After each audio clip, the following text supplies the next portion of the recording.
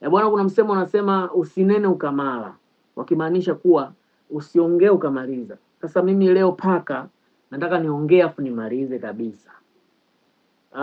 Baba Asma, hii video inakuhusu. Mashabiki wangu wa dunia wanaoshabikia Mudi Muzungu, hii video pia inawahusu. Mashabiki wa Yanga na Simba pia hii video inawahusu. Nataka leo niongee nikamaliza. Leo ni mechi ya Simba na Yanga, wanacheza Zanzibar. Nataka niseme hivi, endapo Simba leo ikashinda ikamfunga Yanga, mimi naacha sana. Nimehangaika, jalishi nimetumia muda gani, nimetumia gharama gani, mashabiki zangu mnanisupport, mnafanya vingi sana dhidi yangu mimi, lakini leo Simba ikifunga Yanga, mimi naacha sanaa.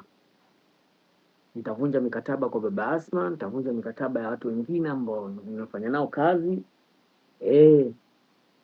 Hii naongea kabisa na mashabiki wa Simba, endapo leo mkishinda, akaunti zangu zote zichukueni, Instagram, TikTok, Facebook, YouTube, njooni mchukue, niwape password, mbadilishe, mfanye hata page za mazoezi huko, mkiwa mnafanya mambo yenu, postini vitu, matangazo hapa na pale, chukueni hizi akaunti zangu.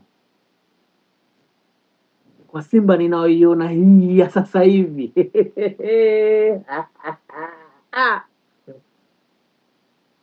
nanena na namala bora niende nikajishughulishe na uzaji wa cream na kwa mke wangu.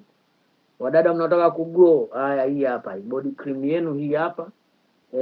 Mnataka kung'arisha ngozi zenu, cream hii hapa, body cream X30 tu. Namba za simu hizo hapo, uzipige, unaletewa ulipo Tanzania na nje ya Tanzania unaletewa.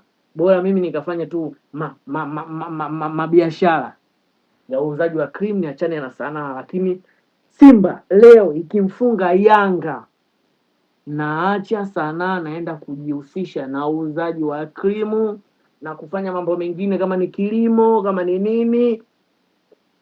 Na nena nimemala. Baba Asma, tafuta casting nyingine. Nimemaliza.